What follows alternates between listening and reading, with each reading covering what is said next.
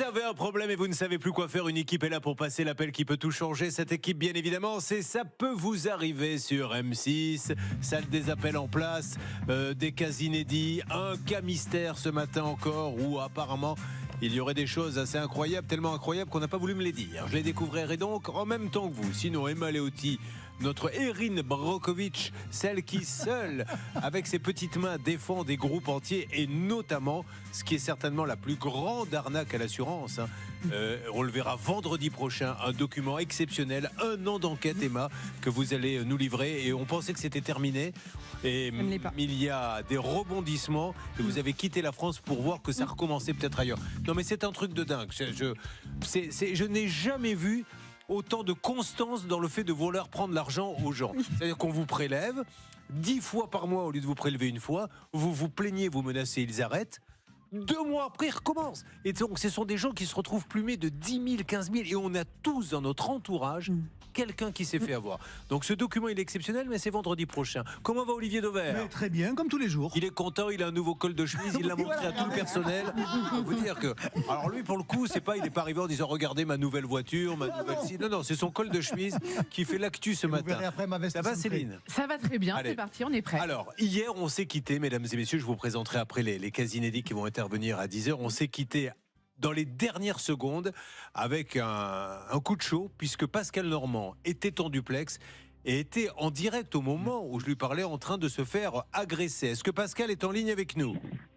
Oui, bonjour Julien, bonjour à tous. Alors, Pascal, juste avant de vous redonner la parole, Céline va nous rappeler pourquoi vous étiez en duplex, puisqu'on avait une téléspectatrice qui était là et qui nous disait qu'elle attendait de son ex un peu d'argent. Oui, parce qu'elle est en instance de divorce avec son ex-mari et le juge a demandé à l'ex-mari donc de payer 200 € par mois à son ex-femme pour une pension puisqu'elle a perdu en niveau de vie avant et après le mariage.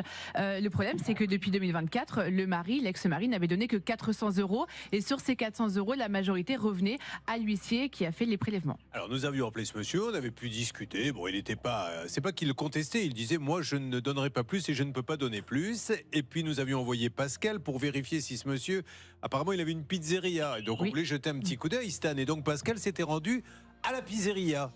Exactement, sauf que la pizzeria était fermée malheureusement, donc Pascal un peu menait sa petite enquête de voisinage.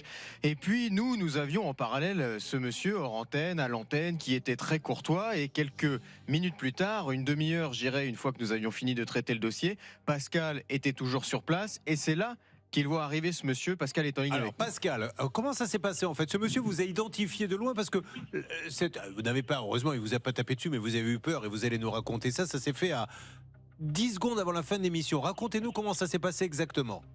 Alors il était précisément 12h30, donc on était vraiment dans les dernières minutes, les dernières secondes de l'émission. J'étais sur la place de l'église dans ce petit village du Morbihan et là je vois un homme qui vient assez précipitamment vers moi, mais voilà, j'ai pas de peur particulière et à 2-3 mètres je crois le reconnaître, mais je suis pas sûr que c'est lui. J'avais regardé sa photo sur Facebook et là je lui dis bonjour Karim et là il me pousse, il m'agrippe le bras, il m'explique très très fort en hurlant qu'il allait me casser, me défoncer la tête. Il essaie de me donner des coups de poing, donc moi je recule, je suis pas touché par ces coups, je recule dans un premier temps, je marche très vite vers ma voiture parce qu'elle me dit casse-toi, je vais t'exploser la tête. Bon, il m'insulte.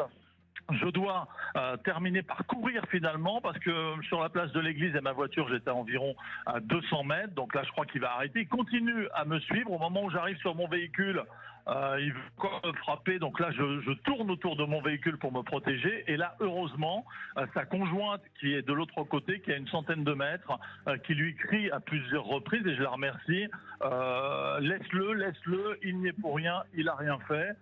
Et quelque part elle me sauve un peu la mise parce que j'ai eu peur. En fait j'avais vraiment le sentiment que ce monsieur avait l'habitude de, je sais pas, il était en position de combat. Moi j'ai eu un peu peur, assez choqué sur le moment, et en faisant des recherches hier soir, je me rends compte que j'ai bien fait de partir assez précipitamment parce que j'ai appris que ce monsieur avait été professeur d'arts martiaux pendant une 20aine d'années. Ouais, rappelons-le, quand on est à un certain niveau, c'est considéré comme une arme. Hein. On a, c'est comme un permis. Bon, alors, il ne vous a pas touché, ça c'est la première chose, mais vous avez eu très peur. Il n'y avait pas de témoins, vous étiez seul dans le village là-bas. Alors, pour être complètement honnête avec vous, Julien, quand on a quelqu'un qui vous court après et vous menace de vous frapper, vous n'avez pas le temps de regarder s'il y a des témoins autour. C'est la différence entre un grand journaliste et un... Un journaliste d'émission du matin.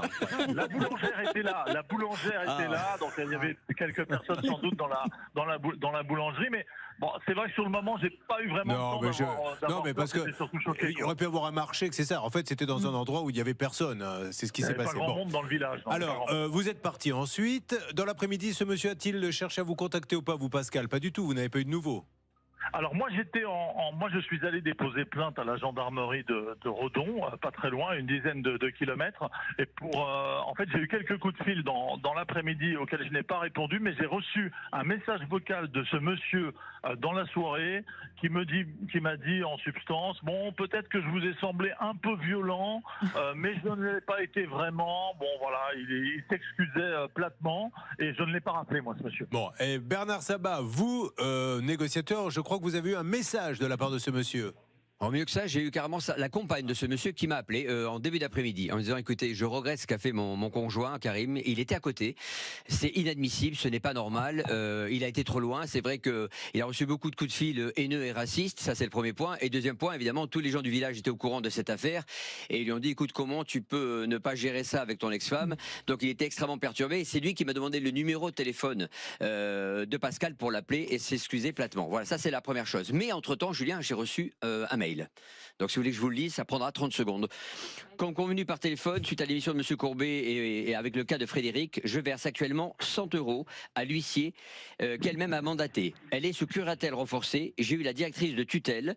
Voici son numéro de téléphone qui me certifie qu'elle n'est pas au courant de ce versement, que l'huissier fait à Madame Keroli, alors que tout doit passer par elle et qu'il ne faut pas que je la paye directement. Après être passé en direct de la radio, les retombées négatives pour nous ont été très difficiles avec des messages haineux et racistes. Et je regrette sincèrement m'être emporté auprès de votre journaliste qui effectivement n'y est pour rien. J'ai été choqué, blessé de passer pour le méchant dans cette histoire. Je reste évidemment à votre disposition avec ma compagne pour tenter d'apaiser cette histoire. Signé Encore Karim. une fois, passer pour le méchant, il y a un jugement. Que les choses soient bien claires. Maître Léoty, le juge lui a dit monsieur, vous allez lui donner 200 €. Il lui en donne que 100.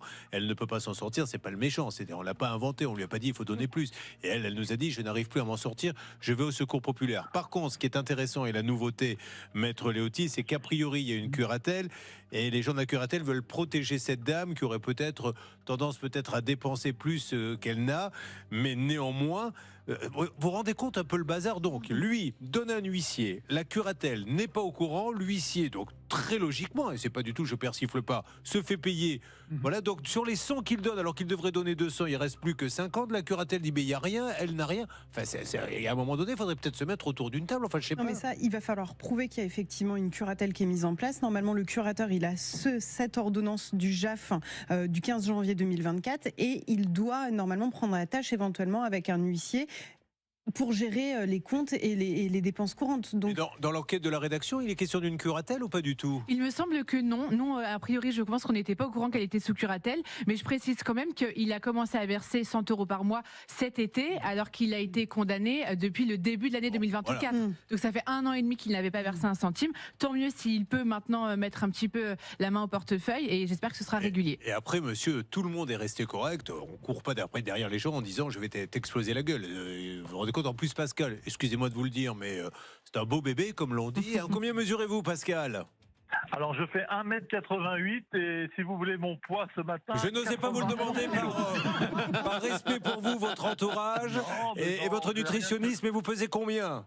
Oh, il n'y a rien de secret, c'est pas un secret d'État. Ce matin, c'est plutôt mon poids de forme, 91 kilos. Voilà, donc, vous voyez, non, mais il est imposant, il a eu peur malgré tout. Donc, c'est que quand même, ce monsieur a dû être. Bon, en tout cas, voilà, il a présenté ses excuses et vous, Pascal, vous continuez les démarches que vous voulez.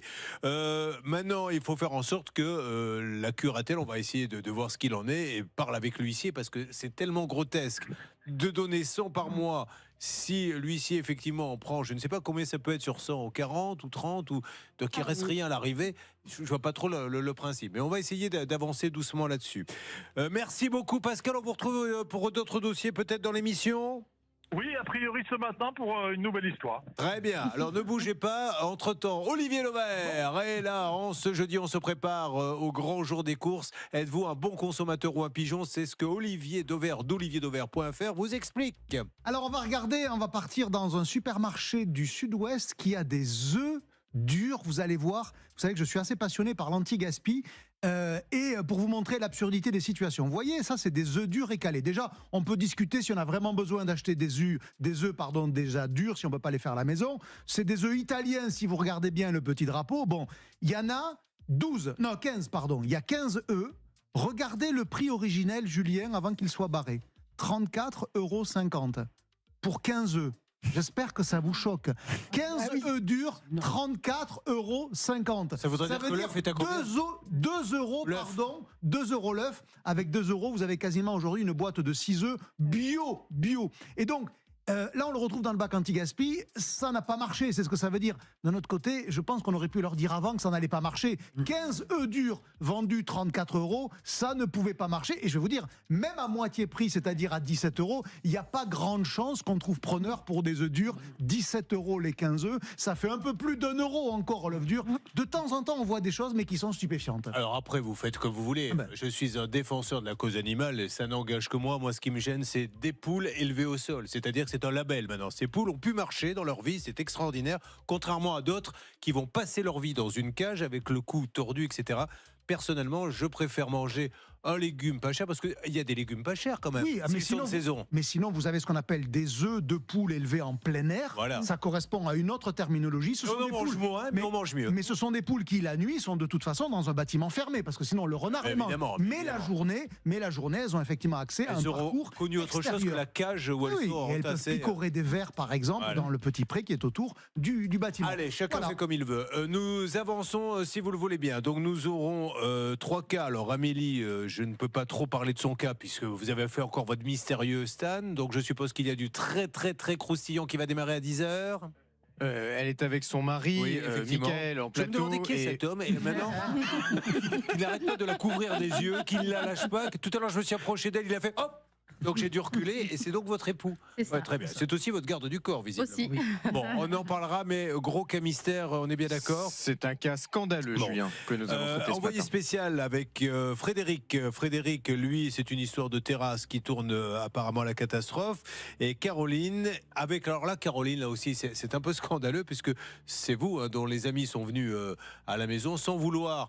Ils ont cassé la patte du petit chien, le vôtre. Un gros chien. Alors, un gros chien. Et aujourd'hui, l'assurance, alors, dans un premier temps, on lui propose une toute petite somme qui ne correspond pas à ce que vous avez dépensé pour soigner la patte du chien. Et maintenant, comme il faut payer plus, l'assurance dit, mais en fait, on n'a même pas vraiment à rembourser parce qu'il est tombé sur votre chien, notre assuré, mais ça ne rentre pas dans les clauses de remboursement. Quand on tombe sur un chien et qu'on lui casse la patte, normalement, on ne doit pas rembourser. Voilà, on va demander des explications, croyez-moi. Nous, en ce jeudi, on va vous donner rendez-vous demain soir à 21h10. Donc, il y a un nouveau numéro d'arnaque. On parlera notamment de ces gens qui, les pauvres, pour gagner un peu plus, font confiance à des faux conseillers bancaires. Hein. Oui, des faux conseillers en patrimoine qui vous disent qu'ils connaissent tout le gratin parisien, des sportifs, etc., qui sont aussi sur les réseaux sociaux. Donc on a confiance, on pense que ce sont des personnes en qui on peut avoir confiance pour gagner plus d'argent. Le problème, c'est que les placements en fait n'existent pas. Il y a des témoins dans cette émission Arnaque qui ont perdu jusqu'à 100 000 € et qui sont complètement plantés. Et notre Hervé Pouchol, qui est parti régler un problème, vous allez voir, oh là là, dans la rue, vous allez voir que c'était assez violent. Regardez une histoire de véranda. Dans la Drôme, c'est une véranda qui est au cœur du conflit. Laurence l'accuse d'empiéter sur sa maison, mais Colette, sa voisine, ne veut rien entendre. Vous pensiez que j'allais casser le début de ma véranda. Déplacez votre véranda. Mais, Pas de démonter. mais comment voulez-vous que je la déplace, nom de Dieu? Depuis 20 ans, entre les deux retraités, le torchon brûle. Ah ben non, mais comme vous ne l'avez pas compris encore que je m'en fous. Moi, ce qui compte, c'est mon bien. Le vôtre, j'en ai rien à cirer. On se retrouve avec ça et d'autres extraits demain soir, si vous le voulez bien, 21h10 sur Arnaque sur M6. Nous allons attaquer tous ces problèmes. Je précise également que si vous restez avec nous, tous ceux qui passeront dans l'émission, eh bien, aujourd'hui, c'est pas de l'argent qui a gagné, repartiront, écoutez bien, avec le nouvel album d'Astérix qui sort aujourd'hui. Astérix sur Lusitanie, qui a été imprimé, je ne sais combien. 5 millions exemplaires, vous imaginez, parce que il faut savoir, on est sûr de les vendre quand on les imprime. C'est chaque année la meilleure vente de livres. Bon, voilà, donc ça sera le petit cadeau que l'on fera. Merci d'être avec nous, Stan. Salle des appels, tout le monde est prêt. Les envoyés spéciaux sont prêts. On attaque ce premier cas mystère. Il me tarde de savoir de quoi il s'agit. À tout de suite, Stan, avec vos équipes. On retrouvera notre Pascal Normand sur Allez, place. c'est parti, à tout de suite. Ne bougez pas. De Frédéric, on peut la voir vite fait parce qu'on va s'en occuper dans quelques instants, mesdames et messieurs. Voilà, elle a été un peu ratée, si j'ai bien compris, Frédéric. Un peu beaucoup raté. Un peu beaucoup, nous dit-il. Et puis le cas Complètement raté. du chien de Caroline, je ne sais pas si on a une photo du toutou. Comment il s'appelle le toutou? Sarah. C'est une toutoute? Oui. D'accord, bah la voilà. Regardez, la pauvre, elle a eu la patte cassée. C'est un ami qui est tombé, il l'a fait involontairement, hein, Ouais, ouais. qui est tombé sur elle, il lui a cassé la patte. Et aujourd'hui, bah, l'assurance avait dit, on va payer un peu. Elle dit, attendez, il faut vous payer les frais, et puis c'est tout, pas un peu. Et maintenant, ils disent, oui, mais alors, c'est beaucoup. Et puis, de toute façon, il est tombé involontairement sur elle. Évidemment, il ne s'est pas jeté en se disant, tiens, je vais faire un vol plané sur le chien volontairement. Donc, comme c'est involontaire, ça ne rentre pas dans le cadre des remboursements. C'est très bizarre. On va poser des questions à tout le monde. Vont arriver, bien sûr, sur l'antenne. Nous allons vous donner, évidemment, rendez-vous demain soir avec ce arnaque exceptionnel et ces placements financiers, les gens qui se font plumer, les pauvres. Mais c'est pas tout. Mon héros, au mauvais sens du terme, l'homme qui va récupérer sa voiture chez le garagiste, il sait qu'elle est réparée, il voit que le garagiste va manger son sandwich. Alors qu'est-ce qu'il fait?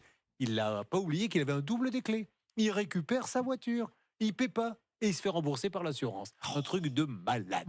Olivier Dauvert, s'il vous plaît, 1 minute 30 pour nous rendre bon acheteur. Alors, une question de Noël qui me dit, je vais de temps en temps chez Quick, vous savez, c'est une enseigne de fast-food, alors on pourrait dire Burger King, McDonald's, évidemment, et je viens de me rendre compte que dans le sandwich, le vrai bacon a été remplacé par du bacon de poulet, me dit-il, sans qu'on me le dise. Pourquoi, m'interroge-t-il? Et en plus, rajoute-t-il, ça a moins de goût que le vrai bacon parce qu'il n'y a pas la graisse du porc. Bon, chacun aura son avis sur le goût du bacon de poulet par rapport au bacon de porc. La raison, elle est entre guillemets marketing et confessionnelle. Ça veut dire qu'aujourd'hui, vous savez qu'il y a de plus en plus de personnes qui ne veulent pas manger de porc, et total respect par rapport à ça. Chacun fait ce qu'il veut, et que les enseignes, pour éviter de perdre des clients de manière un peu inutile, en tous les cas c'est ce qu'elles pensent, se disent on va enlever tout le porc, on va le remplacer par du poulet. C'est une viande blanche comme une autre, elle coûte pas très cher. Par contre, le risque évidemment, c'est que pour ceux qui voulaient du porc, ils soient déçus. On aurait dû à minima le dire et le rendre très clair. Voilà, c'est ça que ça dit. La question de Noël, c'est qu'on ne peut pas faire des changements sans le dire aux consommateurs ensuite. Chacun fait ce qu'il veut, évidemment. Merci. Total respect pour ça. Olivier, de nous avoir parlé du bacon, comme vous dites. Comment vous Oui, dites il prononce à l'américaine. Il a passé le baccalauréat d'ailleurs il y a quelques Mais comment vous dites de faire le malin. Vous êtes de dire bacon. Allez, on se retrouve sur Ayuchiro, donc dans quelques instants avec Dutch Kay. Merci d'être avec nous, mesdames et messieurs. Voyons ce qui va sortir avec notre avocate. Ne bougez pas. Ça peut vous arriver, revient dans un instant. Vous avez... Stan, qu'est-ce qu'on se dit? On se dit qu'on va accueillir Sarah et revenir sur son dossier. Ah oui. On aura encore besoin de Pascal Normand d'ailleurs. Dis donc, c'est Pascal Normand. Bonjour Sarah, comment allez-vous? Bonjour Monsieur Courbet, très bien et Ça vous? va. Donc Sarah, si je me rappelle bien, parce que j'ai quand même un peu de mémoire, il doit y avoir quelques photos sur le Facebook, la page ça peut vous arriver. Vous avez un local en location qui a d'ailleurs jamais été utilisé ou très peu par celui qui vous le louait, qui en a pris un autre, mais pas à vous d'ailleurs, auprès d'un autre propriétaire, mais qui n'a pas payé le loyer, c'est ça? C'est ça. Il y a un an de loyer quand même impayé, c'est énorme. Un an? Oui, il y a un an de loyer impayé. C'était un local de 210 mètres carrés à 300 € par mois. Donc rendez-vous compte que quand même Sarah l'a bradé. Elle a fait le maximum pour aider cette personne qui voulait s'installer à son compte, ouvrir sa boutique de réparation d'ordinateurs. Et du jour au lendemain, ce monsieur a décidé de changer. Il est allé à 2 numéros dans la même rue. Il a changé de local, sauf qu'il n'a jamais payé le loyer, en tout cas pas entièrement. Donc aujourd'hui, il manquait plus de 3 000 €, me semble-t-il, sur ce dossier. Pascal Normand, vous aviez été là-bas et l'argument de ce monsieur c'était de dire oui, mais il y avait de l'humidité, mais en fait, il ne l'avait jamais dit à Sarah, si je me rappelle bien, Pascal. Il n'est pas là, Pascal? Il est avec l'avocate, c'est pour ça. Mais normalement, il est là. Vous n'avez pas ouvert le bouton, allez-y, Pascal. Oui, je suis toujours avec l'avocate Maître Brabert qui va absolument rencontrer Maître Léoty, c'est ça, hein? Exactement, parce que je ne la connais pas. Si vous vouliez nous organiser un petit rendez-vous. Voilà. Écoutez, ça sera avec plaisir. Très bien. Oui, ou je peux venir à ses côtés si vous voulez. Écoutez, si vous vous déplacez, ça C'est mieux l'arrange. que je n'ai du droit bancaire. Moi, je fais du droit pénal. Oui. On va peut-être vous mettre quelques gaufrettes et 2 tasses de thé pour vous discuter, parce que comme on est en direct, mais je vous laisse organiser ça. Pascal, juste comme j'ai l'auditrice en ligne, vous vous rappelez de cette histoire de commerce ou pas? Oui, tout à fait, dans un petit village Oui. où j'étais allé voir la partie adverse et j'avais réussi finalement à visiter ce commerce qui ne présentait aucun dégât à l'entrée, mais effectivement quand j'étais allé dans la cuisine, il y avait des dégâts des eaux et ça dépendait de Oui. l'appartement du dessus. Sauf que Sarah, il ne vous l'avait jamais dit, donc vous Ah ne non, pouviez pas pas du savoir, il ne tout. payait pas les loyers, c'est tout. Je n'étais pas au courant et là du coup il me doit 1 an et 1 mois parce qu'en comptant en octobre. Ouais. Et en plus le pire c'est que donc il ne payait pas mes loyers, par contre il a pu acheter son local commercial juste à côté. Ah, il l'a acheté, carrément, très Ah bien. ouais, Bon. non mais c'est... Bon, ouais. alors, vous l'avez fait, vous avez fait une demande d'expulsion depuis, c'est ça? Exactement, tout à Bon. fait, oui. Et il n'a rien fait depuis l'émission. J'ai rien reçu. Alors, on parce appelle, qu'on était parti sur un échéancier en fait pour C'est un an. fou ça. Donc, Ouais. vous entrez dans un local, il y avait un dégât des eaux, elle ne le savait pas, vous ne le dites pas donc à la propriétaire. Au bout d'un an de loyer impayé, vous lui dites oui, mais moi, vous comprenez, il y avait des dégâts des eaux, donc j'ai pas payé les loyers. Et en plus de ça, vous ne vous y installez même pas, vous allez acheter un local à côté. Alors moi, je sais plus quoi vous dire. Laura, vous avez quelque chose à nous dire? Oui, j'avais parlé longtemps avec ce monsieur pendant l'émission et il m'avait dit non mais je vais la rembourser, on va mettre en place un échéancier, c'était 300 € à partir du 1er octobre. Il m'avait même rappelé une semaine après l'émission en me disant Ouais. oui c'est bon, je vais payer, pas de souci. Donc je suis très Ah, on y étonnée. va, on va l'appeler, c'est parti. Dans ces cas-là, quand vous rentrez dans une boutique, déjà vous faites un état des lieux. Et si jamais il y a un dégât des eaux, prévenez tout de suite le propriétaire. Si vous ne le prévenez pas, il ne peut pas savoir qu'il y a des dégâts des eaux. Hein. Je vais vous donner la parole, maître Léoty, pour un point de droit. Voyons si ce monsieur nous répond, qui nous avait dit je vais payer, c'est normal. 1 an de loyer. Allô? Allô? David, bonjour. C'est Julien Courbet, David. Nous sommes en direct sur RTL, David. Pardon de vous déranger. Encore? Ah ben oui, encore, parce qu'il ne s'est rien passé apparemment, David.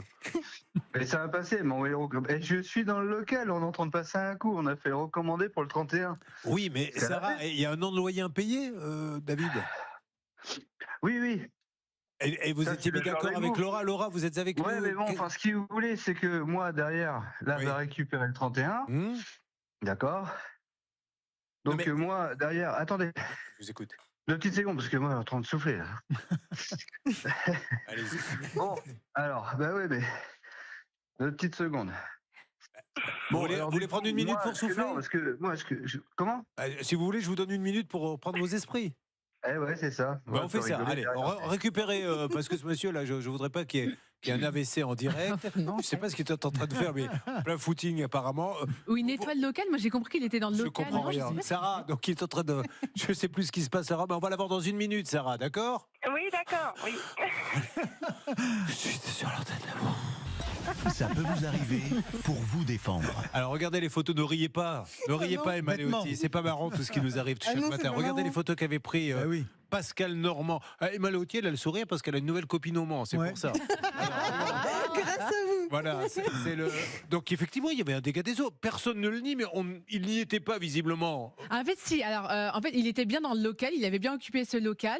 Il a fait sa boutique. Mais quand il il l'a recevait pris, des il y clients. était dès le départ. Alors ça, non. Quand il est Et arrivé voilà. dans les lieux, ça n'y était pas. Il y avait eu un petit dégât des eaux, mais réparé par Sarah et son conjoint. Donc le local était nickel quand il est arrivé dans les lieux. Sauf que ce qui est très grave, c'est que pendant 1 an, il a laissé ça comme ça. Il a rien déclaré à son assurance. Il risque d'être redevable de Bon. certaines sommes derrière. Mais encore une fois, ça peut arriver. Vous louez un appartement, il y a un dégât des eaux, mais vous, en tant que propriétaire, vous ne le savez pas. Si le locataire ne vous le dit pas, vous pouvez pas actionner l'assurance. Elle l'a découvert en direct. Bon, on va récupérer ce monsieur. Laura est toujours avec lui. Laura, que vous voyez en gros plan sur M6, qui s'est déjà préparée puisqu'elle passe cet après-midi le casting pour prendre le rôle de Marie Ingalls dans La Petite Maison dans la prairie. Et elle a pu récupérer donc la robe qu'elle mettra pour le casting. Alors on y va. C'est parti, Stan, avec Emma Léoty et sa nouvelle copine. Vous êtes sur RTL, mais dites dans les dossiers. Vous vous rendez compte, et hier, il y avait quelqu'un qui tweetait, qui disait: je suis dans mon canapé, je regarde tous les matins, et j'écoute tous les matins RTL, et j'ai l'impression de vivre l'enquête en même temps que tout le monde. Mais il y a des rebondissements en permanence. Bon, alors ce monsieur était essoufflé, il est de retour avec nous. Ouais, Sarah est là oui, aussi. parce Donc monsieur, moi, la première C'est question très que je vous pose, c'est: on était d'accord, vous devez 1 an de loyer. Il y a eu ce dégât des eaux, vous n'aviez pas prévenu la propriétaire qui avait découvert ça. Non. Alors ça, je suis pas d'accord, parce qu'ils le savent depuis longtemps que c'est pour que le local il est abîmé. Alors, comment vous lui aviez dit qu'il était abîmé? Vous avez envoyé une lettre? Non, ça, je sais que j'ai fait un gros défaut de ce côté-là. Bon, donc monsieur, on va pas refaire le débat, on l'a déjà fait. Il n'y a aucune preuve que vous les ayez prévenus. Absolument aucune. Donc, voilà. Vous êtes dans les affaires, vous avez vous-même une boutique, donc vous savez bien que vous dites je l'ai prévenu. Bon, surtout, monsieur Courbet, bien entendu. Mais néanmoins, même si un dégât des eaux, monsieur, on paie le loyer et après on attaque sa propriétaire. Vous devez un an de loyer. Regardez, parce que l'autre fois, j'étais pas au top, j'étais crevé de ma route, parce que j'étais sur la voiture à ce moment-là. J'étais fatigué. Alors, c'était pas la grosse journée. Donc là, moi, je vous ai expliqué, j'étais obligé de faire un prêt pour pouvoir acheter à côté, pour garder mes clients. Parce que moi, ce que je voulais, c'était rester locataire. Être tranquille, voilà, ils n'ont jamais fait quoi que ce soit, ils sont jamais venus voir. Parce que vous ne les avez pas prévenus, monsieur, vous n'avez pas prévenu la propriétaire. Alors, c'est votre parole contre la sienne. En tout cas, il n'y a aucun écrit. Simplement, monsieur, laissez-moi lui demander. Non. Coupez, monsieur, une seconde, parce qu'il faut un débat contradictoire. Après, je lui redonne la parole aussi longtemps qu'il le voudra. Donc, maintenant, c'est la parole de l'un contre la parole de l'autre. Sarah, vous a-t-il écrit, parlé ou dit, il y a un dégât des eaux dans le local? Non. Vous êtes prêt, quand vous irez au tribunal, vous direz, il ne m'a jamais prévenu. Ah oui. Ah bah il n'y a aucun souci. Bien, alors voilà, maintenant monsieur dit, je l'ai prévenu, mais il n'a aucun écrit et il le reconnaît. Et Sarah, Céline? C'est vrai qu'il n'y a aucun écrit de la part de ce monsieur. En revanche, on a bien un écrit de la part de Sarah. Très rapidement, dès qu'il y a eu des premiers loyers impayés, le 14 avril 2024, elle lui envoie un courrier pour lui dire pourquoi vous ne payez pas votre loyer. Et là, il aurait pu renvoyer, madame, je ne vous paie pas parce qu'il y a un dégât des eaux, mais il ne le fait pas. Voilà où nous en sommes, monsieur David. Non, regardez, alors si vous regardez, c'était pour dire coucou, je suis là. Un coup, j'ai arrêté et après, 3 mois après, je repayais d'un coup. Regardez les historiques. Oui, vous repayez, mais à aucun moment vous nous dites j'ai des problèmes financiers et surtout il y a une fuite dans le local. Là, comme je vous l'ai dit, excusez-moi, je vais vous couper. J'ai fait l'erreur de ne pas faire ce document. D'accord. Bon. Ok, on est d'accord. Donc moi, je bloquais d'un côté pendant 2-3 mois pour dire coucou, je suis là. J'essaie de t'appeler. On est pour que tu puisses voir pour réparer cette foutue fuite. Vous n'avez même pas envoyé une petite photo. Allez, avouez que c'est bête. Une photo et vous l'envoyez par texto en disant regardez votre local. Mais vous l'avez même pas fait, ça. Attendez. Son compagnon est venu une fois faire. Ça n'a rien à voir, son compagnon. Eh ben si, il est venu. De toute façon, on n'est pas là. On peut refaire le débat, David. Monsieur Courbet, ce qui me fatigue un petit peu. Écoutez, monsieur Courbet, pour une fois, je voudrais avoir la parole. Allez-y. Alors, vous savez quoi? Je vous la donne là pendant 1 minute 30. Je me tais et après, monsieur Caudebec. Si, écoutez-moi. Et après, vous me dites, on va au tribunal ou pas? On n'en reparle plus. Et elle a fait un avis d'expulsion. Allez. Top chrono, 1 minute 30. Monsieur Caudebec prend la parole. Allez-y. C'est pour moi, j'appelle ça une affaire à charge. Là, moi, je me fais baiser de tous les côtés. Hein. Alors, je sais que j'ai pas fait de papier, d'accord, j'ai pas fait un courrier. Là, moi, j'ai une dépression au bout d'un moment qui était arrivée. Alors, je peux vous dire, tout le monde est témoin ici. Pourtant, j'ai un mental d'acier, heureusement. Hein. Mais ça n'a pas été facile pour moi, tout ça. Là, de passer sur cette émission, enfin, moi, j'ai l'impression que M. Courbet, on met à charge. L'autre fois, quand votre journaliste, il est passé sur place, il a bien vu l'état de la toiture. Il l'a dit que c'était pas d'aujourd'hui. Hein. Moi, c'est ça que je comprends pas, là. Vous m'entendez? Ah, je me tais. Vous m'avez dit de vous laisser parler, je vous laisse parler. Voilà. Donc, votre collègue, il est venu. J'ai fait voir l'état de la toiture. Il a bien dit que c'était pas d'aujourd'hui. Moi, je suis pas dans ce domaine. Vous me dites quand vous avez fini, hein, parce que j'ose pas vous interrompre. Non, mais voilà, quoi. Donc, moi, si vous voulez, je veux bien être gentil, mais il y a quand même des limites, quoi. Là, il nie tout, là, voilà, bon, super, quoi. Ok. Alors, c'est moi qui prends tout dans la gueule, quoi. D'accord. Donc, on ira au procès. Voilà, c'est bon. Donc, je reprends la parole, monsieur, si vous me permettez. Donc, voilà la situation telle qu'elle est et le plus objectivement possible. Nous avons donc Sarah, j'ai oublié son nom, Sarah Fontaine, qui loue un local à Reconditionne ton PC à monsieur Caudebec. C'est ça. Monsieur, vous me laissez terminer, s'il vous plaît. J'essaie d'être objectif et d'aller dans votre sens. Donc, elle lui loue ce local. Rapidement, les loyers ne sont pas payés. Elle lui dit, pourquoi tu ne me paies pas les loyers? Apparemment, il ne fait aucun écrit. Il nous dit, j'ai fait la connerie de ne pas la prévenir que j'avais découvert qu'il y avait un dégât des eaux que nous avons montré sur le Facebook. La page, ça peut vous arriver. Les photos du dégât des eaux sont actuellement sur le Facebook. La page, ça peut vous arriver. C'est incontestable, il y a un dégât des eaux. Sauf que monsieur Caudebec dit, ben moi, je l'ai prévenu qu'il y avait un dégât des eaux. Elle nous dit, il m'a jamais prévenu. J'ai fait aucun écrit. Monsieur Caudebec dit, elle a raison. J'ai même pas pris une photo. J'ai rien envoyé. Au bout du compte, ce qui est certain, c'est que la boutique qui loue Reconditionne ton PC a, depuis 1 an, il y a 1 an de loyer à payer, ce qui représente combien, Sarah? Donc, alors, 1 an et 1 mois. Oui. Donc là, on est à 3 900 euros. Très bien, voilà. Là, je crois que j'étais objectif. Et le dégât des eaux, il existe. Il a eu lieu, mais Sarah dit, s'il m'avait prévenu, j'aurais fait jouer mon assurance. Il n'a rien dit. D'ailleurs, ce monsieur... là- Oui, Sarah. Et là, en fait, je lui ai envoyé une lettre d'expulsion en lui disant de me donner une clé pour que je puisse voir, pour que je puisse accéder au lieu. Et j'ai même pas eu de réponse sur ça. Donc, Alors, on lui demande. Je vous laisse la parole, monsieur. Ouais, il y a un recommandé qui partait aujourd'hui pour le 31, pour la date du 31.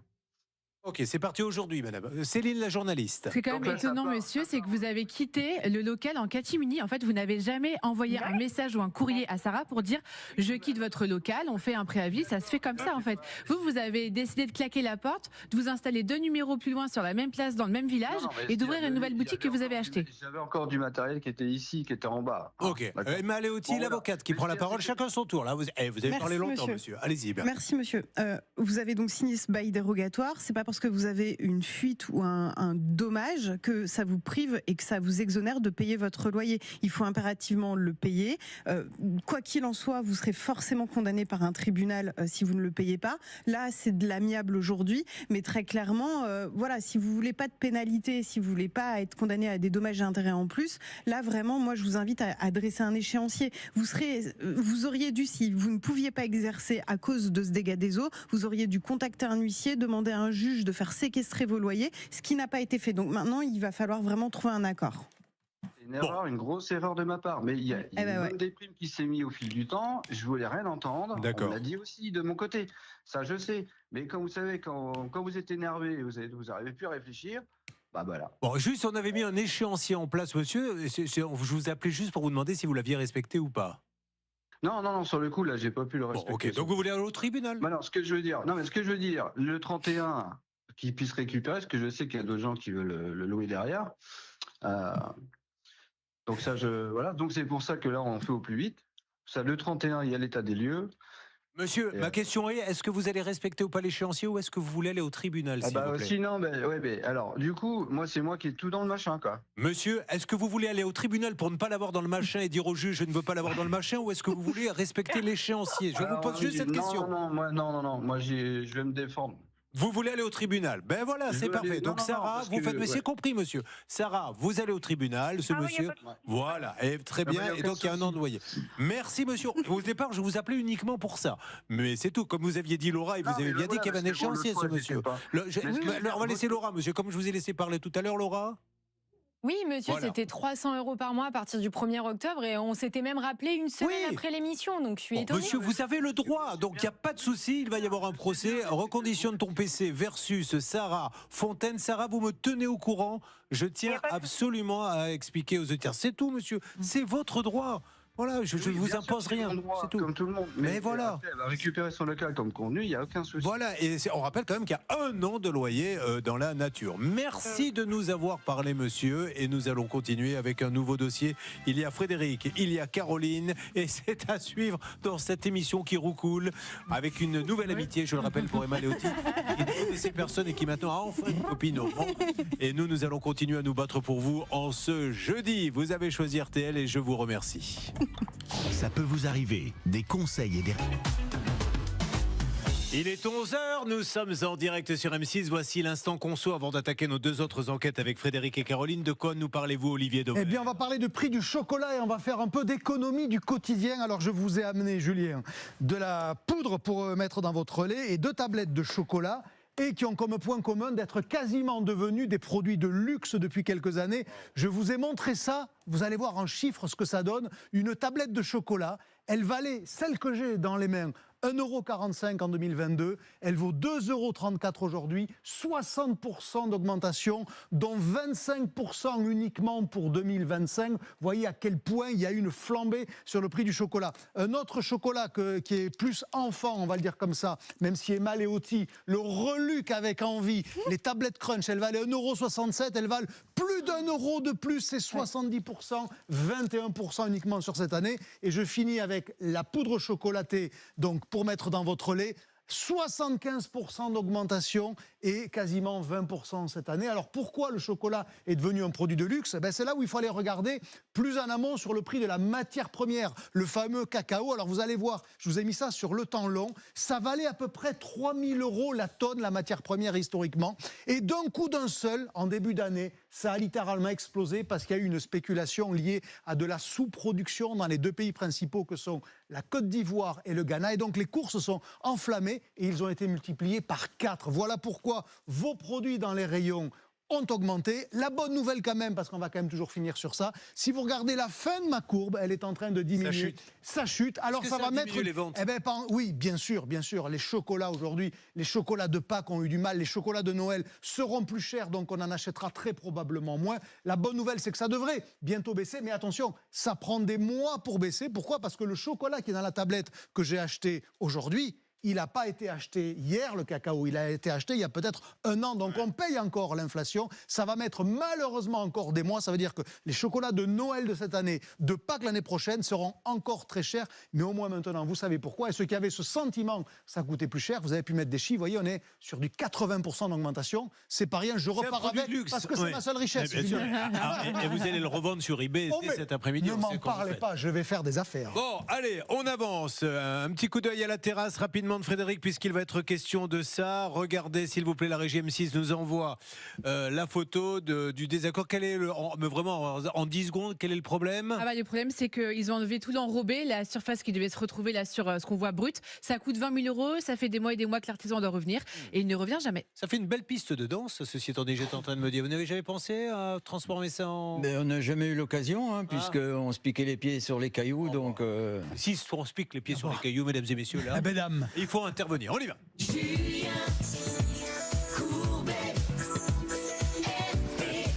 Vous avez un problème, vous ne savez plus quoi faire. Une équipe est là pour passer l'appel qui peut tout changer. Cette équipe, vous le savez, ça peut vous arriver sur RTL. Amélie et Michael sont un peu apaisés, puisqu'ils vont enfin pouvoir toucher ce chèque qu'ils attendent désespérément pour pouvoir continuer à faire le deuil du drame qui leur est arrivé. En ce qui concerne Frédéric, c'est une nouvelle mission qui démarre maintenant sur RTL à 10h, presque 4 minutes. Frédéric travaillait dans un hôpital. Qu'est-ce que vous faisiez là-bas? Je travaillais dans un bureau. Voilà, c'est sympa. Qu'est-ce que je vais faire? Tu iras dans le bureau. Et là-bas, tu te débrouilles. Non, je plaisante. Vous, administratif de l'hôpital. Gestion des lits des patients, du mouvement journalier des patients. Parce en paperasserie, je pose dans un hôpital, ça doit être quelque chose de terrible. C'est quelque chose. Oui. Et qu'est-ce que ça devient d'ailleurs, tous ces papiers? Ils sont stockés où après?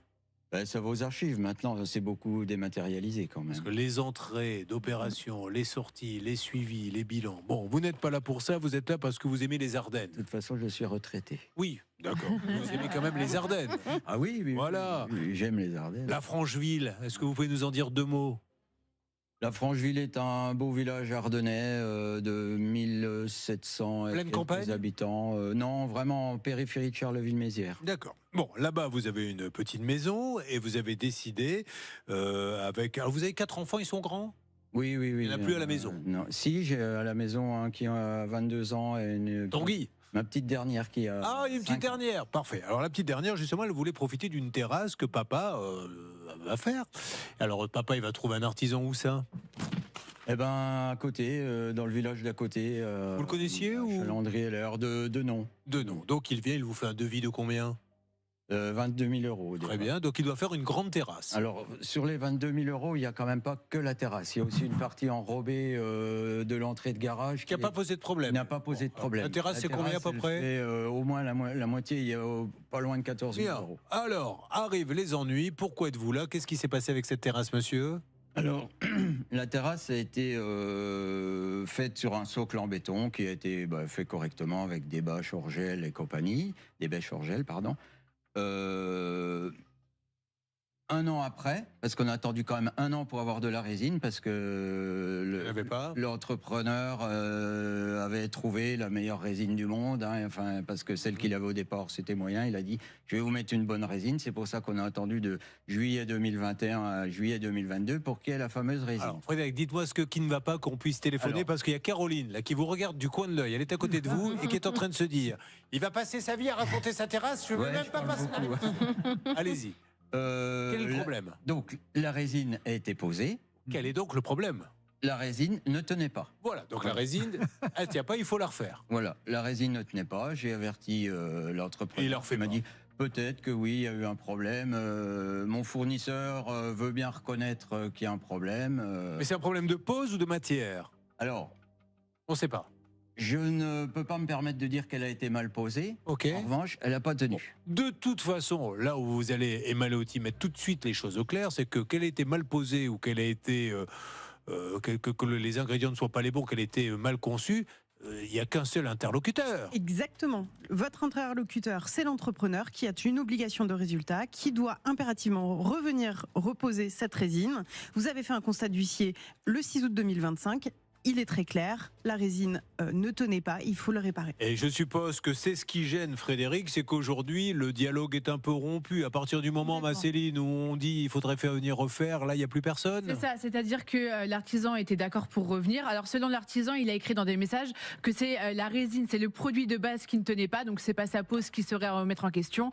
Peu importe, il était d'accord pour revenir, sauf que là effectivement quand on voit les messages, on voit qu'en fait c'est un monologue de Frédéric depuis des mois et des mois qui demande à l'artisan de revenir et l'artisan ne revient jamais. Alors apparemment, les grosses têtes, vous connaissez les grosses têtes d'RTL, sont à Charleville-Mézières ce soir. Ah bon? Vous en foutez? Non, pas ah bon, d'accord. Non, je vous le dis, c'est une information. Comme vous m'avez dit que vous êtes à Charleville-Mézières, je vais vous donner cette info. Si vous rentrez assez tôt, on pourra vous avoir une place si vous voulez aller vous détendre. Alors, on va lancer les appels. Stan, que se passe-t-il? Comment fait-on, s'il vous plaît? Alors, nous pouvons faire peut-être un point avec Karine Garcia, envoyée spéciale sur place, nous dire ce qu'elle voit et ensuite on avisera la stratégie. Soit elle interviendra en premier, soit nous appellerons ici depuis la salle des appels. Alors, RTL. c'est parti. Déjà, bonjour Karine, comment allez-vous? Bonjour Julien, bonjour à tous. Alors, je vous ne êtes... sais pas si vous m'entendez mieux. Je vous entends un peu loin. Ici. Alors, quel temps dans les Ardennes? Justement, faites-nous un point météo. J'ai l'impression que la tempête commence à arriver ici. Le vent s'est extrêmement levé. D'accord. Depuis ce matin, et je suis devant le dépôt de l'entreprise. Et d'ailleurs, il y a tellement de vent qu'ils ont fermé une partie des portes, enfin des garages du dépôt. Alors, je me tiens au courant moi-même parce que j'ai un train à prendre moi, pour rentrer chez moi. Et Bernard me fait des points réguliers et me dit que le train partira bien, car le vent souffle dans le dos et le bord de Paris mettra 32 minutes aujourd'hui. C'est bien ça, Bernard? Exactement, et vous arrêterez à Tours pendant à peu près 3 heures à 4 heures. Non, c'est vous le maître. Ah bon, alors, ça n'est pas là, pardon. Dans l'autre sens d'ailleurs, donc vous risquez de mettre plus de temps, Julien. Allez, on y va. Qu'est-ce qu'on fait? On la laisse intervenir tout doucement. On marque une pause dans 1 minute. Nous appelons ce monsieur. Alors ça, c'est des problèmes. On en a des milliers. D'ailleurs, on peut appeler tout le monde à nous contacter à ça peut vous arriver @rtl.fr. Des travaux ont été faits, ont été mal faits. Mais maintenant que vous avez payé Stan, la personne ne veut plus revenir.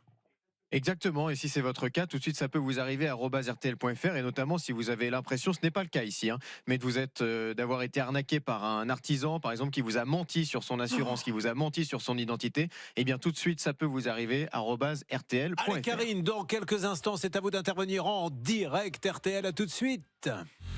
Vous suivez, ça peut vous arriver. Je n'ai pas posé la question, mais ce monsieur est assuré. Vous aviez pu vérifier d'ailleurs quand vous l'avez contacté, qu'il vous a fait un devis, l'assurance était accrochée. Oui, il y avait le numéro de sa garantie décennale. Ça c'est bien, mais la prochaine fois vous donnerez quand même un petit coup de fil pour savoir s'il est vraiment assuré pour ça. Il l'est en l'occurrence, mais toujours vérifier. Oui, mais sauf que ce monsieur nous a répondu que pour la résine, parce qu'il y a eu des échanges téléphoniques aussi qui ne sont pas notifiés, quand on lui a dit qu'on allait se diriger vers une solution peut-être plus juridique, il a dit de toute façon vous ne pourrez rien faire, il n'y a pas de garantie décennale pour une résine. Oh, Céline, vous voulez rajouter quelque chose? Nous, on regardait un petit peu sur le devis. Effectivement, on voit qu'il a indiqué qu'il a une garantie décennale. On pourra les appeler. A priori, ils seraient assurés chez Groupama. C'est les trous, là, c'est ça? Elles se décollent? Alors oui, c'est ça. Enfin, les trous, c'est eux qui les ont agrandis. Ils ont gratté, en fait, où ça se décollait, quoi. Puis ils nous ont laissé comme ça. Alors au bout d'un moment, je me suis énervé et ils sont venus tout retirer.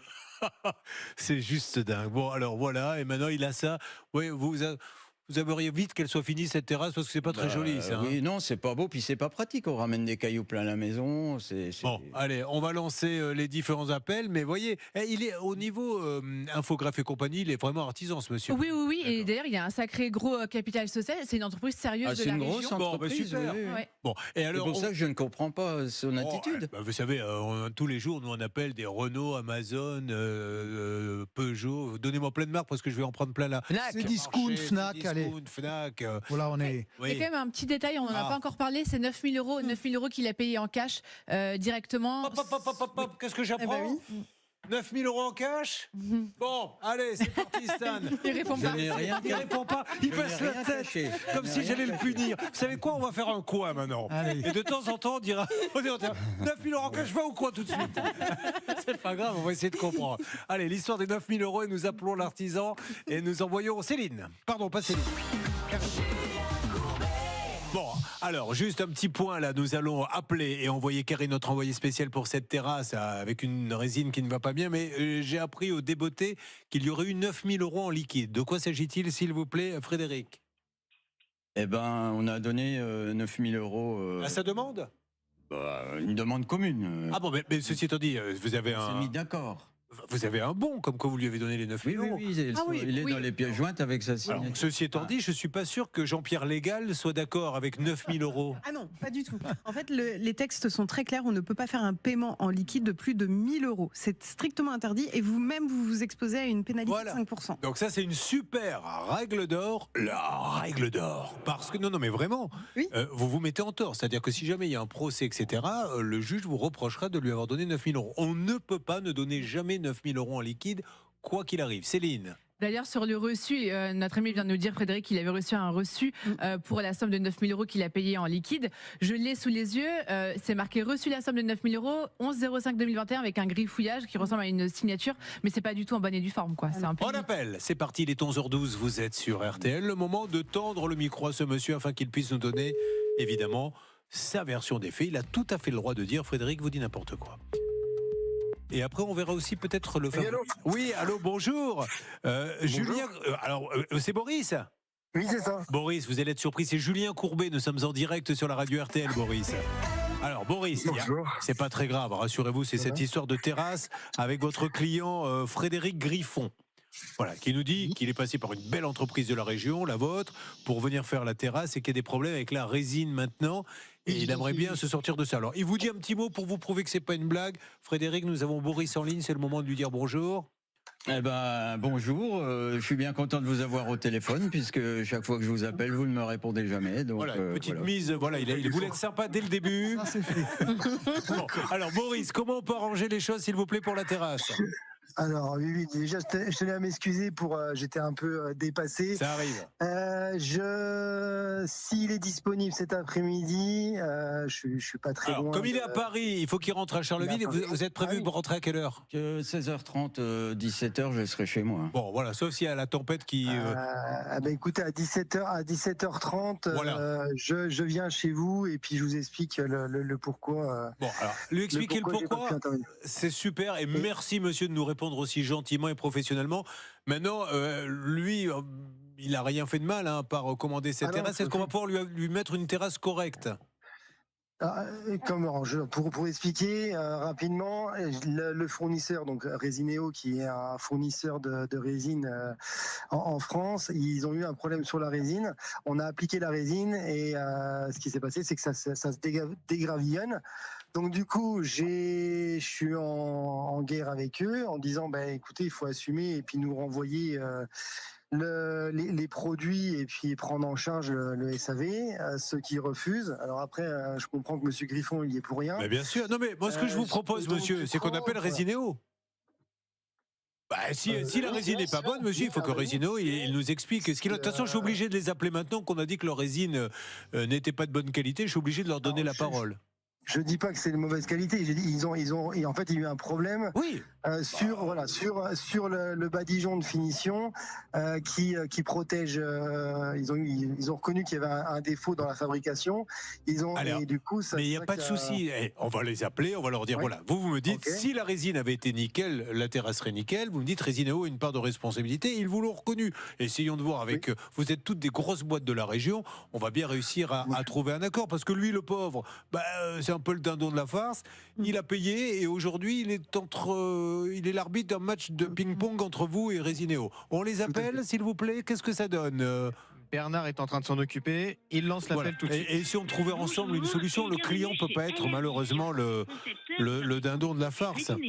Nous allons donner suite à votre appel dans quelques instants. Allez, on va les avoir. Vous avez un interlocuteur particulier là-bas ou pas du tout chez Résinéo? Alors ça, le commercial a changé, il est parti, c'est un nouveau, et c'est monsieur, alors... Ouais, je vais demander le responsable, le patron. Martin Chir, c'était l'ancien commercial. Oui, mais s'il n'est plus là, on va demander le gérant. Oui, Résinéo, bonjour, madame. Je suis Julien Courbet. Au moment où je vous parle, nous sommes en direct sur la radio RTL. Est-ce qu'il est possible d'avoir le patron de Résinéo? Je suis avec un artisan qui a fait une terrasse, c'est monsieur Boris Capitaine, chez un client. Et le problème, c'est que la résine, visiblement, ne tient pas. Et aujourd'hui, le client est un peu le dindon de la farce parce qu'il y a un petit match entre vous et Résinéo pour savoir qui est responsable. Et on voudrait sortir ce monsieur de cette panade. Vous pouvez me passer le gérant, s'il vous plaît? Je vais voir s'il peut vous prendre, mais vous m'avez dit, on est sur quelle radio là? RTL. D'accord. Mettez un petit jingle à cette dame. Bon, c'est pas les jingles les plus modernes, hein, madame, mais c'est celle que j'avais sous la main. D'accord? Et ne quittez pas. Allez, merci madame. Vous récupérez l'appel, Bernard? Je récupère. Allez, ça marche. Vous voyez, on va y arriver en discutant. Et encore une fois, hein, monsieur, merci à monsieur Capitaine de nous parler. On veut juste trouver des solutions. Il n'y a pas de gentil, il n'y a pas de méchant. Il y a un client qui a payé. On va y arriver. Si vous avez 1 minute à m'accorder, Boris, le temps que ce monsieur arrive. Oui, bien sûr. Oui, c'est très gentil. Merci à vous. Et encore une fois, ce monsieur nous parle, Stan. Voilà, on discute et ça, c'est une preuve de sérieux. Je suis d'accord, on fait suffisamment de dossiers avec des artisans tout au long de l'année pour reconnaître quand même quand on en a un sérieux au bout du fil, c'est-à-dire quelqu'un qui vraisemblablement a des locaux, qui est assuré, qui nous parle, on lui présente le problème, 2 secondes plus tard il nous dit vous avez raison, je repasse dès cet après-midi et nous trouvons une solution, je vais trouver une solution avec mon client. Là il y a eu un petit couac dans ce dossier, ça peut arriver à toutes les entreprises. Bien, dans une seconde c'est vous Caroline, hein, parce que là il me tarde d'avoir l'assurance, vraiment maître Léoty, puisqu'il y a un voisin qui est venu, un ami, sans vouloir, il est tombé sur le chien, il lui a cassé la patte, il y a des frais. Ben, l'assurance dit bon, on va vous donner un peu. Elle dit mais pourquoi un peu? Je suis assuré, vous me payez l'intégralité des frais. Et là, quand ils voient la note, ils disent de toute façon, il est tombé involontairement, donc ça ne rentre pas dans le cas de l'assurance. C'est dingue quand même ça. C'est dingue, et puis quand même, Pop-Up, on a quand même un constat, et il a reconnu, votre ami, que c'est lui qui a accidentellement cassé la patte de votre chien. Donc maintenant, il faut que l'assurance prenne en charge. Bon, en tout cas, la mauvaise nouvelle, Frédéric, c'est que vous avez rendez-vous à 18h, donc vous ne pourrez pas aller aux grosses têtes à Charlemagne-Mézières ce soir. Désolé. On va essayer de vous raconter quelques blagues en loge pour compenser. Restez avec nous, nous sommes sur RTL, nous attendons le gérant qui arrive. Ça peut vous arriver pour vous défendre. Allez Céline, vous me l'avez demandé, je vous le mets, c'est ce soir, c'est sur M6, c'est demain soir à 21h10, cette chaîne d'épilation qui vous a beaucoup marqué. Oui, et comme beaucoup de personnes aussi qui ont payé pour des forfaits d'épilation et qui se retrouvent soit brûlés, soit sans prestation. On regarde un extrait, mais c'est grave hein, ce que vous allez voir demain, c'est très grave, regardez. Cette chaîne d'épilation aurait laissé des centaines de clients sur le carreau. Ah, vous êtes très bons arnaqueurs. Hein. Jamais vous prenez votre responsabilité en fait. Je suis pas la seule à être dans cette situation. Une fois l'abonnement payé, impossible de prendre rendez-vous. Les magasins ferment les uns après les autres. Je suis très en colère. Pire, certaines clientes auraient même été brûlées.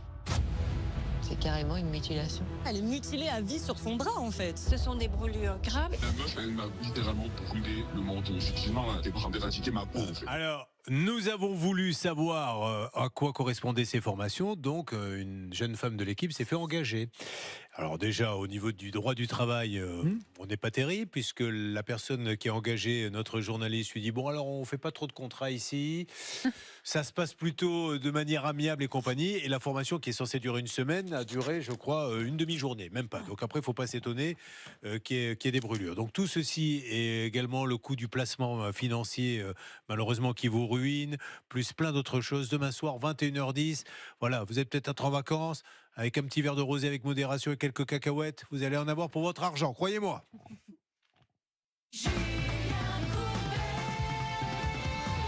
Alors, nous sommes avec Frédéric et j'adore ce dossier parce que j'aimerais tellement que ce soit ça à chaque fois. Encore une fois, il n'y a pas de gentil, il n'y a pas de méchant, il y a un problème et on essaie de le régler. Frédéric a un problème de terrasse, il a fait appel à une entreprise sérieuse. Il m'a dit, j'ai mené mon enquête, c'est une entreprise sérieuse de la région, on a vérifié, c'est le cas. cette entreprise vient, met une résine, il y a un souci avec cette résine. Donc elle appelle le fabricant de résine en lui disant, je crois qu'il y a un petit souci. Oui, effectivement, mais rien ne bouge. Et aujourd'hui, on a donc Frédéric qui dit, aidez-moi. Mais je crois aussi, Stan, que quelque part, l'artisan dit, aidez-moi parce que le seul fabricant de résine de la région, j'arrive pas à avancer avec. Effectivement, nous avons toujours Boris, donc l'artisan qui est en ligne avec nous et qui apparemment a dit à Laura, je suis bien content que vous les appeliez vous de votre côté parce que moi j'ai bien du mal à les joindre. Apparemment, ils ont changé de commercial. Alors, en ce qui vous concerne, Bernard Sabat, est-ce qu'on a pu avoir cette grande et belle boîte de résine ? Oui, Résinéo, j'ai eu donc cette charmante demoiselle avec qui vous parliez, qui est adorable et qui m'a dit, écoutez, monsieur Guillaume Lemaire, le gérant, va vous rappeler avant midi, je vous le promets. Voilà. Il est en réunion et il va vous rappeler. Alors, est-ce qu'il m'a entendu, notre ami artisan ?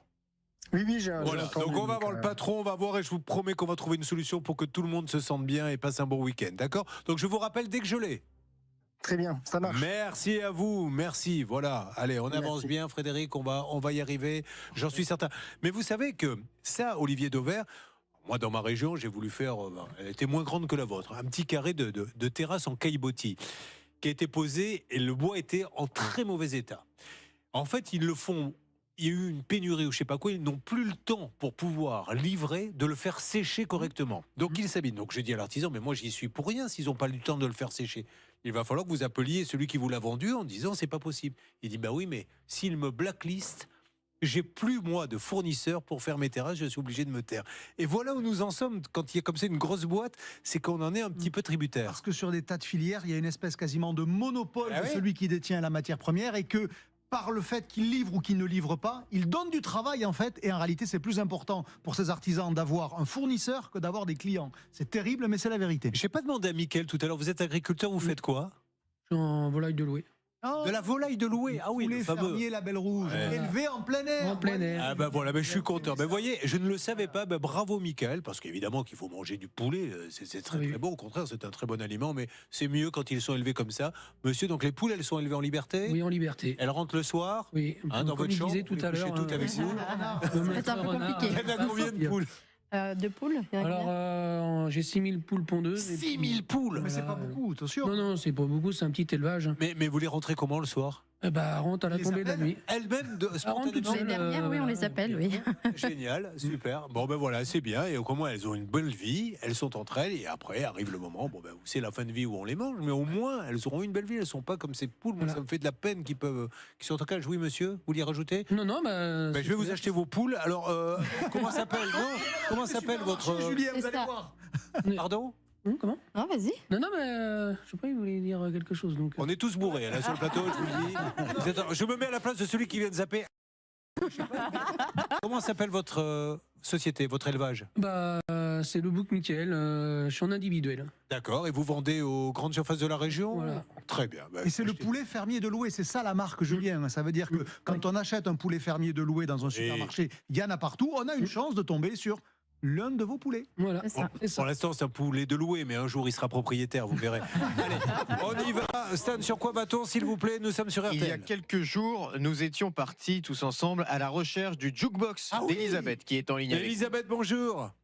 Bonjour. Elisabeth, fan de jukebox, elle en achète un, il tombe en panne, elle le fait réparer, et au bout de quelques temps, elle se dit, je voudrais bien le récupérer. Et au bout de quelques temps, c'est combien ? Ça fait 4-5 ans. C'était en 2021 qu'il est tombé en panne. Donc, on a mené l'enquête sur RTL et M6 pour tenter de retrouver ce jukebox. Karine, vous aviez été sur place. En fait, ça avait été racheté, je crois, la boîte. Donc, il était resté dans l'entrepôt. Mais vous l'aviez vu, Karine, le jukebox ? Effectivement, Julien, j'avais cherché dans l'entrepôt au milieu des flippers, des jukebox et tous les autres jeux, et j'avais retrouvé le jukebox d'Elisabeth. Qu'est-ce qui avait été prévu ? Je ne me rappelle plus, Karine. Le patron nous avait dit, c'est vous, Bernard, qui avez négocié avec lui. Qu'est-ce qu'il vous a dit ? Oui, j'avais parlé avec Arnaud, le patron de Fun Game, qui m'avait dit, écoutez, ne vous inquiétez pas, je suis pas capable de le réparer. Mon employé, qui faisait partie de l'ancienne boîte, m'avait pas dit que ce n'était pas réparable. J'en assume la responsabilité. Je livre à nouveau dans les 7 jours ce jukebox, mais je ne peux pas le réparer. Alors, est-ce qu'il vous a été livré ? Où en êtes-vous, s'il vous plaît, Elisabeth ? Vous l'avez reçu ? Ah oui, le vendredi, il a été livré, nettoyé, tout a été impeccable. Bon, mais il marche toujours pas ? Ah non, mais je me débrouille là. Je suis sur un plan en Angleterre, donc peut-être que je vais me faire virer, rapporter la pièce. Ah d'accord, je vais me faire virer, vous m'avez fait peur.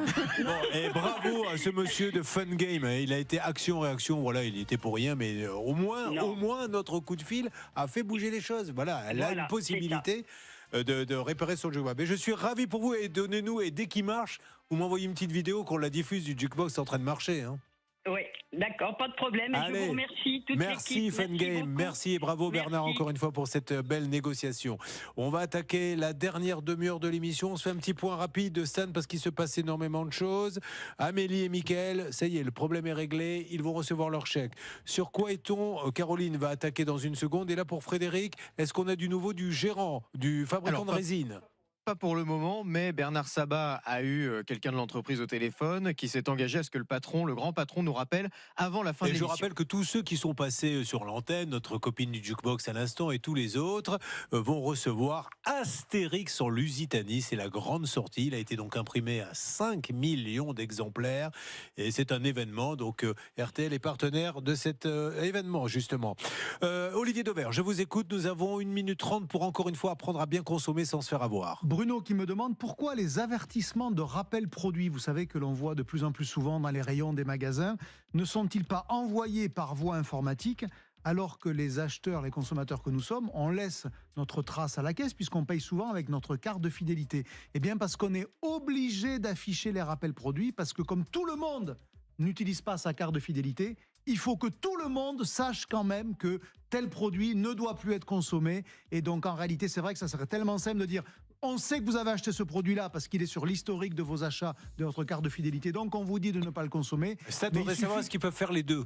Oui, ils peuvent faire les deux, mais dans les faits, à minima, il faut au minimum voir ces affiches-là. Et c'est pour ça qu'on a le sentiment aujourd'hui qu'il y a de plus en plus de rappels de produits, parce que personne ne veut prendre de risques. Et en réalité, chaque fois qu'il y a le moindre doute, un rappel produit, une affiche en rayon. Et parfois, c'est vrai que ça devient un peu carnaval en apparence avec toutes ces affiches de rappel produit en magasin. Ainsi par là, le grand Olivier Dauvert d'Olivier Dauvert édition de olivierdauvert.fr. Mesdames et messieurs, la dernière demi-heure arrive et vous êtes très nombreux à avoir un animal de compagnie. Je vous félicite. Si vous pouvez en plus aller l'adopter plutôt que l'acheter, c'est encore mieux. Et on les assure, nos toutous et nos chats adorés. Puis il y a un ami qui vient sans vouloir, il trébuche, je sais pas ce qui s'est passé, casse la patte du chien. Et bien aujourd'hui, Caroline, malgré son assurance, n'arrive pas à se faire rembourser. Et on trouve ça très bizarre. Suivez ce dossier sur RTL. Ne bougez pas.